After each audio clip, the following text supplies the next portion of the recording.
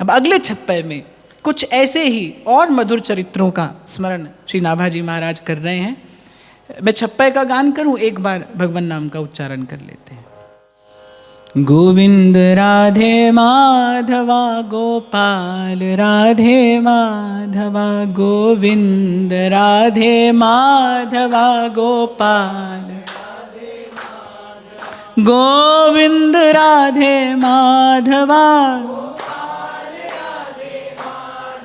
गोविंद राधे माधवा, गोविंद राधे माधवा गोपाल राधे माधवा,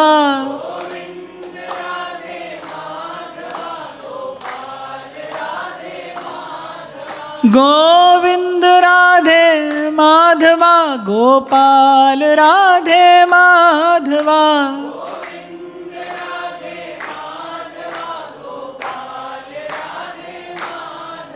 गोविंद राधे माधवा गोपाल राधे माधवा, गोविंद राधे,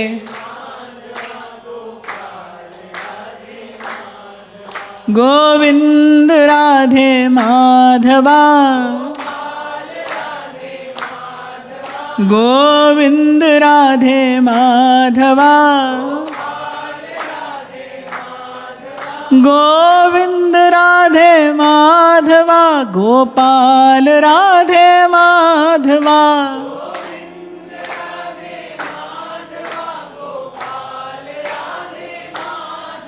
गोविंद राधे माधवा गोपाल राधे माधवा,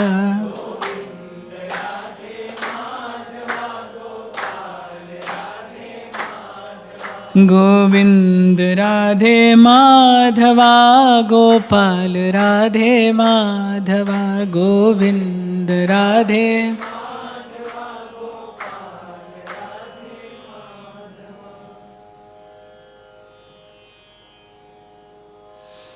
भक्तन संग भगवान नित, जो गौ बच्छ गोहन फिरे, निह किंचन इक दास तासु के हरिजन आए, विदित बटो ही रूप भय हरि आप लुटाए, साखी दैन को श्याम खुरदहा प्रभु ही पधारे, रामदास के सदन राय रण छोर सिधारे, आयुध छत तन अनुग के बलिबंधन अपु बपू धरे, भक्तन संग भगवान नित, जो गौ बच्छ गोहन फिरे।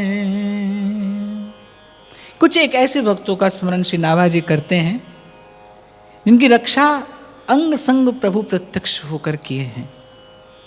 कहते एक बड़े निष्किंचन से भगवान के भक्त थे, विप्रकुल में जन्म हुआ था, हरिपाल उनका नाम था।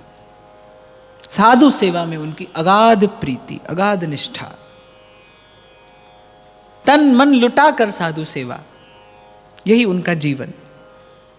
उधार लेकर, यहां वहां से रुपया लेकर और साधु सेवा करते हैं। कहते हैं एक बार इतना अर्थ उधार हो गया कि अब किसी ने उधार देने से भी मना कर दिया। घर में कुछ था नहीं, साधुओं की मंडली आ गई और साधुओं की मंडली देखकर तो उनका मन मयूर नृत्य कर उठता था। भूल जाते थे तन की दशा क्या है, धन पास में है कि नहीं, बस साधु सेवा पर न्यौछावर। अब भाई घर में कुछ है नहीं और बाहर से सबने अपने द्वार बंद कर लिए, द्वार पर साधु की मंडली आ गई है। अब क्या किया जाए, अपार पीड़ा हृदय में। बस उन्हें एक ही बात का कष्ट होता था जीवन में कि भाई मेरे द्वार से कभी कभी साधु यूं ना चला जाए, साधु सेवा चलती रहे, बस प्रभु आपसे और कुछ नहीं चाहता। जैसे कबीर जी के यहाँ आ गई संतों की मंडली, घर में कुछ था नहीं। अब कबीर जी ने कहा प्रभु आपका सब विधान हमें स्वीकार है, ये हमें स्वीकार नहीं है कि मेरे घर से साधु भूखा चला जाए, ये प्रभु मुझे स्वीकार नहीं है। इतना तो यदि आप चाहते हैं कि मैं आपसे दोनों हाथ पसार कर मांगू तो मैं मांगने को भी तैयार हूं, यद्यपि आपसे मांगना अनुचित है, पर यदि साधु सेवा मांगने से मिलती हो तो मैं दोनों हाथ पसार कर मांगने को तैयार हूं। कबीर जी की बात तो प्रसिद्ध है, मैं तो बहुत गाया करता हूँ। भूखे भक्ति ना की जय, यह माला अपनी लीजय। हाँ मांगो संतन रहना, मैं ना ही किसे का देना। कबीर साहब कहते हैं कि लीजिए अपनी माला, अगर मेरे घर से साधु भूखा जाता है तो हमें आपका भजन नहीं करना। भूख है भक्ति न कीजय, यह माला अपनी लीजय। हो मांगू संतन रहना, मैं ना ही किसे का देना। अरे इन संतों की चरण धूली तो मांगता हूं आपसे, और तो मेरा कछु लेना न देना और मगन रहना, और इसके अतिरिक्त मैं आपसे कुछ नहीं जाता। मैं ना ही किया लब्बो, एक नाम तेरा मैं फब्बो। देखिए तो सही प्रभु, मुझे इसके अतिरिक्त और किस बात का लोभ है? यदि मेरा लोभ भी है तो यही तो है कि साधु की सेवा मेरे हाथ से होती रहे, मेरे द्वार से कभी साधु ना भूखा जाए। साईं इतना दीजिए जहाँ में गृहस्थ समाये, मैं भी भूखा ना रहूं और साधु ना भूखा जाए। मैं ना ही किया लब्बो, एक नाम तेरा मैं फब्बो।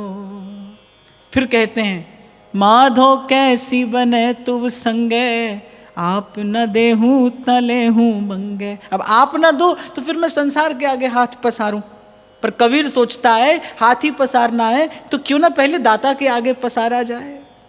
दोई सिर मांगू चूना, पाव घेओ संग लूना। खाट मांगू चौपाई, सिरहाना और तुलाई। बस इतनी सी याचना है प्रभु मेरी। दोई सिर मांगू चूना, और पाव घेओ संग लूना। अध सिर मांगू दाले, मुख दोनों बखत जीवाले।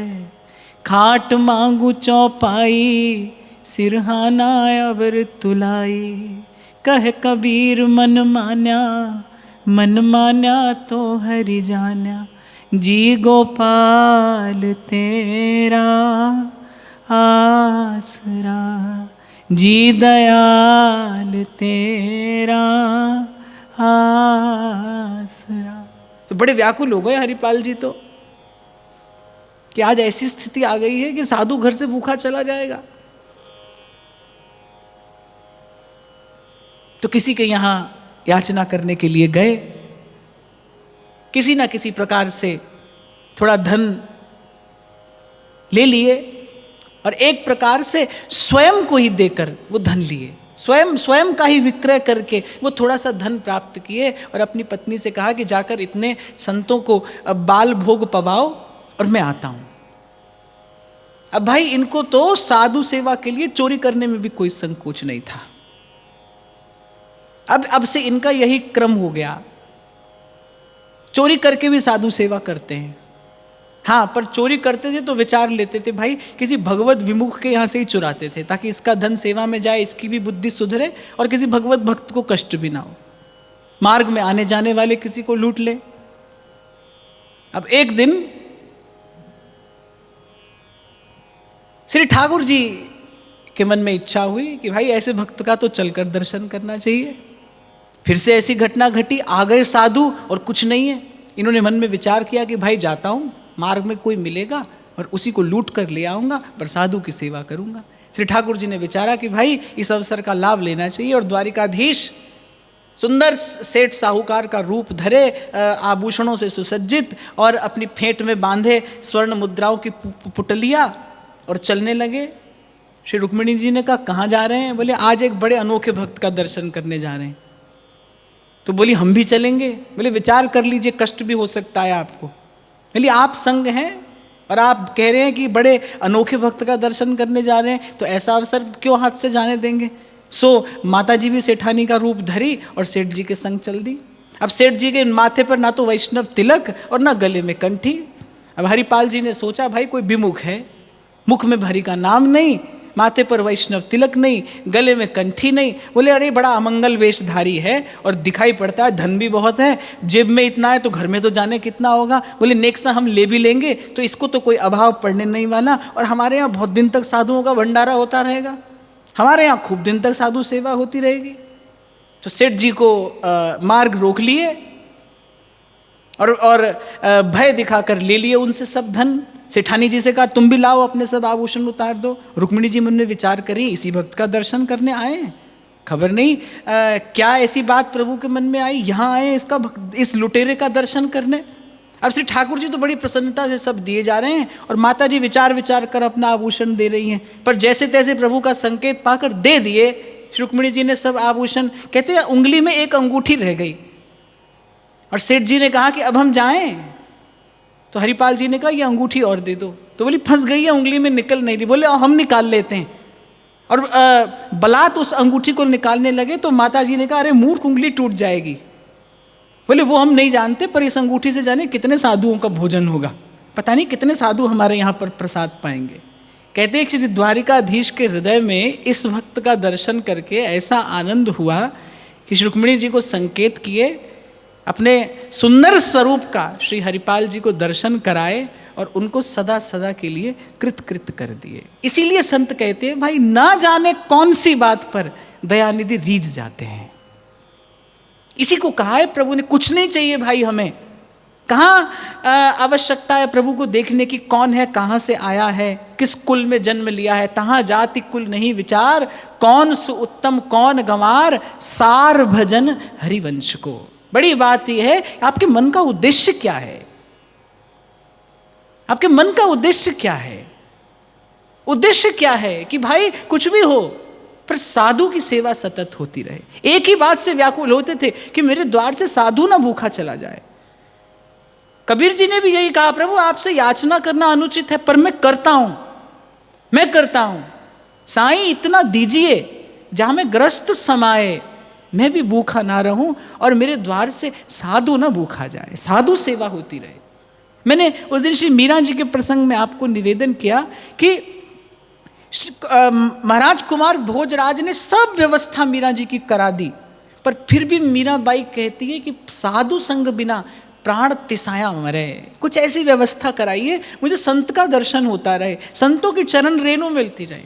सो कबीर जी कहते हैं अगर आज साधु यहाँ से भूखे चले गए तो कल मेरी कुटिया पर कौन आएगा। और मैंने जीवन में आपसे मांगा क्या है, हाँ मांगू संतन रहना, मैं नाही किसे का देना, मैं नाही किया लबो, एक नाम तेरा मैं फब्बू। अरे आपके नाम का आश्रय लेकर आपसे इतना ही तो चाहता हूँ कि इस जीवन में मेरे मस्तक पर ये संतों के चरणों की धूल पड़ती रहे। साधु चरण रज माझ, व्यास से कोटिक पतित समात। और मैं तो आपको अपनी ओर से ये छोटा सा निवेदन करूं कि जरूर आत्मचिंतन साधक को करते रहना चाहिए, उपासक को करते रहना चाहिए।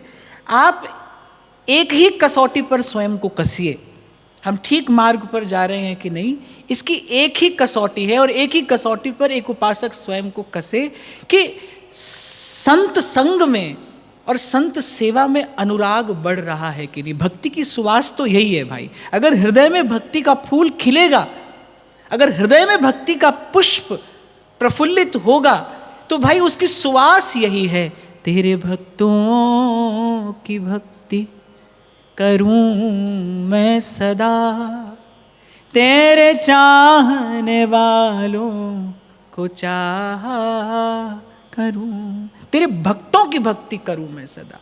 आप देखिए सेवक जी महाराज ने बार बार इस बात को कहा, बार बार पुनरुक्ति की है, राधा वल्लभ भजत भज भली भली सब होए, राधा वल्लभ भजत भज भली भली सब होए। बोले केवल राधा वल्लभ लाल का भजन नहीं भाई, केवल इससे बात नहीं बढ़ेगी, जो राधा वल्लभ लाल का भजन करते हैं उनका भजन करिए। और मैं तो कहता हूं कि किसी और संप्रदाय की, किसी और उपासना पद्धति की बात तो मैं ठीक प्रकार से नहीं जानता, पर हित महाप्रभु की रीति तो यही है। अगर आप और मैं स्वयं को हितोपासक कहते हैं, यदि आप और मैं कहते हैं कि हम महाप्रभु जी के बताए मार्ग पर चल रहे हैं, तो महाप्रभु जी का मार्ग तो यही है भाई। श्याम श्यामा पद कमल संगी सिर नायो। अरे क्या प्रिया प्रीतम परम तत्व नहीं है? प्रिया प्रीतम परम तत्व है, पर महाप्रभु जी व्यास जी को क्यों कहते हैं कि भाई इनका भजन करने वालों का भजन करिए। श्याम श्यामा पद कमल संगी सिर नायो, जिनके ही ये बसत हैं, श्री राधा वल्लभ लाल, तिनकी पद रज धोए ध्रुव, पीवत रहो सब काल। सेवक जी तो कहते हैं तिनकी दई जो जूठन खात, आचारी निज कहत खिस्यात। तिनकी दई जो जूठन खा, रसिकन सो प्रीतम कहे,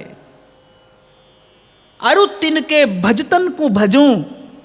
आप देखिए हमारा मार्ग क्या है, श्री हरिवंश नाम नहीं तजूं, अरु तिनके भजतन को भजूं, लजू नहीं अति निडर है। भजन प्रभु का हो पर सेवा इनकी हो, हरि को भजन साधु की सेवा। श्री हरिवंश नाम नहीं तजूं, जिव्या पर सदा नृत्य करता रहे ये श्री हरिवंश नाम, और तिनके भजतन को भजू। और भजन किसका हो, राधा वल्लभ भजत भजी, जिनके ही ये वसत हैं राधा वल्लभ लाल, तिनकी पदरज धोए ध्रुव, पीवत रहो सब काल। मैंने इसीलिए आपको स्पष्ट किया भाई कि किसी और उपासना पद्धति की बात नहीं कर रहा हूं मैं। प्रत्येक आचार्य का अपना अपना सिद्धांत है और अपने अपने स्थान पर सब उचित है, उत्तम है, एकदम ठीक है, कोई कम या अधिक नहीं है। पर जिस विद्यालय में आप पढ़ रहे हैं आपको उसी विद्यालय का नियम मानना पड़ता है। यदि आपको प्रगति करनी है, उन्नति करनी है, अगली कक्षा में जाना है, तो उस विद्यालय का नियम मानना पड़ेगा। आप और मैं यदि ये हित के मार्ग पर चल रहे हैं तो जो सेवक जी ने कहा ना, सूधो चले आपने धर्म, हमारा धर्म क्या है, हित का धर्म क्या है। हित का धर्म है कि जो धर्मी है उनका सेवन किया जाए, उनका भजन किया जाए। अरे सेवक जी महाराज तो फटकार के कहते हैं, जो धर्मिन सो प्रीत करत नहीं, कहा भयो धर्मी जो कहायो। अरे कैसे आप अपने आप को हित धर्मी कहते हो, जो राधा वल्लभ लाल का भजन करने वालों से प्रीत नहीं है, उनके प्रति मन में राग है, द्वेष है, ईर्ष्या है, मात्सर्य है, उनके प्रति मन कलुषित है, क्या मुख लेकर राधा वल्लभ लाल के सन्मुख जाते हो। ऐसे प्रभु की दृष्टि नहीं पड़ती भाई। मैं तो पहले दिन से व्यासपीठ से निवेदन करता आया हूं कि आप सुबह से लेकर शाम तक 5 आरती कर लीजिए जाकर, पर मन का कलुष तब धुलेगा जब राधा वल्लभ लाल ने अपना दृष्टिपात करेंगे। ऐसा मैं नहीं कह रहा हूं, ऐसा संतों ने कहा है। नागरिया की सुधरेगी जब अखियां इतनी ढरेंगी। हे प्रभु, ये जो हमारी जन्म जन्म की बिगड़ी है ये कब सुधरेगी, जब आप देखेंगे मेरी ओर। और राधा वल्लभ लाल की दृष्टि किस पर पड़ती है, राधा वल्लभ लाल की दृष्टि उसी पर पड़ती है जो गुरुजनों के बताए मार्ग पर चल रहा है। और हित का मार्ग तो यही है भाई, श्री हरिवंश नाम नहीं तजों, अरु तिनके भजतन को भजों, लजों नहीं अति निडर है। और सेवक जी कह रहे हैं भाई इनका भजन करने में कोई लाज नहीं आती है, इनका ही चरणामृत पान करता हूं, इनकी दई जो जूठन खात, आचार्य निज कहत खिस्यात। और फिर कह रहे बात यह है सांची सदा। यदि हित का भजन सीखना है, भजन पद्धति सीखनी है, सेवा की रीत सीखनी है, सेवक जी महाराज सिखा रहे हैं। सेवक वाणी बताती है हित के भजन की रीति क्या है। तेरे भक्तों की भक्ति करूं मैं सदा। व्यास जी कह रहे हैं कि भाई व्यास बड़े हरि के जना, बड़े से बड़ा कौन है, सबसे बड़ा कौन है, उससे बड़ा कौन है, प्रभु हैं। और प्रभु से भी बड़े जिनके हिये में बसत हैं 3 लोक के नाथ। इसलिए जब भक्तमाल का चिंतन आरंभ हुआ तो मैंने आपको कहा था भाई भक्तमाल तो हमारे श्री महाप्रभु जी के सिद्धांत का मूर्तिवंत स्वरूप है। ये तो भक्ति सिद्धांत का विग्रह है भक्तमाल। जैसे श्रीमद् भागवत को श्री कृष्ण का विग्रह कहा जाता है, ऐसे भक्ति का विग्रह है भक्तमाल। ये भक्ति सिद्धांत है। तो मैं निवेदन ये कर रहा था कि आत्मदर्शन करते रहे आप और मैं। अगर भक्ति का फूल खिलेगा तो खुशबू यही आएगी, भक्त की भक्ति, साधु की सेवा। न्यौछावर हो मन प्रभु के भक्तों का दर्शन करके, उमड़ पड़े हृदय में भाव की धारा प्रभु के भक्त का दर्शन करके। कहते हैं कि जब भरत जी ने गलती से तीर चलाया, श्री हनुमान जी को तीर लगा, हनुमान जी संजीवनी बूटी लेकर आ रहे थे, तो कहते जैसे ही श्री हनुमान जी के मुख से श्री रघुनाथ जी के नाम का श्रवण किया, ऐसे विगलित हुए भरत जी, श्री चरणों से लिपट जाने को आतुर हो गए। और एक ही प्रार्थना मुख से निकली, जो मोह पे रघुपति अनुकूला, तो कपि होहि विगत श्रम सूला। रघुनाथ जी मुझ पर अनुकूल हो, मुझ पर प्रसन्न हो, तो अभी अभी इनका कष्ट दूर हो जाए। इतना आनंद हुआ जैसे रघुनाथ जी का ही दर्शन हो गया हो। और एक और बात मैं आपको बताऊं, भगवान का दर्शन कभी होगा भी तो कहाँ होगा? भक्त के नेत्रों में ही झलकते हैं भगवान। भगवान का घर है कहाँ? प्रभु से मिलने जाना होगा तो कहाँ जाओगे? जाहि न चाही कबहू कछु, तुम संग सहज स्नेह, बसहु निरंतर ताके उर, सोराउर निज गे। महामुनि भरद्वाज ने प्रभु से कहा, आपका अपना घर कौन सा है? उन्हीं भक्तों का हृदय ही आपका अपना घर है, जिनको स्वप्न में भी आपसे किसी प्रकार की कोई कामना नहीं है, जो निष्काम सतत आपका भजन कर रहे हैं, बस उनका हृदय ही आपका घर है। स्वामी सखा पितु मात गुरु, जिनके तुम सब तात, तिनके मन मंदिर बसो, सिया सहित दो भ्रात। तो इन भक्तों के चरित्र के साथ इस सिद्धांत का भी चिंतन होता रहे, क्योंकि इन भक्तों का चरित्र कोई केवल कथा कहानी नहीं है जिससे कोई पुण्य फल प्राप्त होता है। वस्तुतः ये भक्ति सिद्धांत की ही प्रतिष्ठा है। कथा कहने और सुनने का तात्पर्य और उसका उद्देश्य भी यही है कि सिद्धांत की प्रतिष्ठा हो जाए जीवन में। क्या कहना चाहती है कथा, क्या बताना चाहती है कथा? ये कोई कालक्रम में घटी घटना मात्र नहीं है, कुछ कह रही है, कुछ और कह रही है, कुछ आपको मुझे सीखने समझने को कह रही है कथा। बस उसी सिद्धांत को हृदयंगम करने के लिए ये कथा को कहना है, सुनना है, बार बार कहना और बार बार सुनना। न्यौछावर हो गए श्री ठाकुर जी, द्वारिकाधीश श्री हरिपाल जी की इस प्रीति की अद्भुत रीति पर। अरे कैसा अनोखा अनूठा भक्त है ये, ऐसा भक्त तो हमने आज तक नहीं देखा। साधु सेवा के लिए चोरी तक करने को तैयार है, लूट रहा है किसी को, पर उद्देश्य कैसा है? मन कितना निर्मल है कि सोते जागते बस एक ही इच्छा है, साधु की सेवा होती रहे। यद्यपि आपके मेरे लिए अनुकरणीय नहीं है, आपका मेरा चित्त अभी इतना निर्मल और पवित्र नहीं हुआ, आपके मेरे जीवन में तो कितना अभी स्वार्थ भरा है, अरे मन में कितना भंगार भरा रहता है। तो लेकिन उद्देश्य यदि पवित्र हो तो ही क्रिया पवित्र होती है। उद्देश्य यदि पवित्र हो, उद्देश्य पवित्र है तो ऋषि रैदास जी कहते हैं, अरे मन चंगा तो फिर कठौती में गंगा। गंगा स्नान को नहीं जाते थे कि कहीं ये काशी के ब्राह्मण कोई वितंडावाद खड़ा ना कर दें, इस भय से नहीं जाते थे गंगा स्नान करने के लिए। किसी ने पूछा क्यों नहीं जाते? बोले हम पर कृपा करके गंगा जी आ जाती हैं। कहाँ हैं? हमारे कठौते में हैं। जिस कठौते में चमड़ा धो रहे हैं उसी कठौते से श्री गंगा जी को प्रकट करके दिखाते हैं, और कहा कि मन चंगा है तो फिर कठौती में ही गंगा है। बड़ी बात यही है भाव, सब साधनों की सिद्धि यही है कि धीरे धीरे मन का कलुष धुले। अब आगे श्री साक्षी गोपाल जी के एक भक्त का स्मरण श्री नाभाजी महाराज करते हैं। गौड़ देशवासी दो ब्राह्मण थे, एक अवस्था में बड़े थे, एक छोटे थे, और दोनों तीर्थ यात्रा कर रहे थे। बड़ा संस्कारी ब्राह्मण था वो, जो कम वयस का था, कम उम्र का था, वो उन वृद्ध ब्राह्मण की बहुत सेवा करता था। यात्रा करते करते श्रीधाम वृंदावन आए। यहाँ पर आकर वो जो वृद्ध ब्राह्मण थे वो थोड़े से रुग्ण हो गए, थोड़े बीमार हो गए। खूब सेवा उस ब्राह्मण ने की, और वो वृद्ध ब्राह्मण इतने प्रसन्न हो गए, कहने लगे कि मैं अपनी कन्या तुम्हें देता हूँ, मैं तुम्हें वचन देता हूँ कि अपने देश पहुँचने पर अपनी कन्या का विवाह तुमसे कर दूंगा।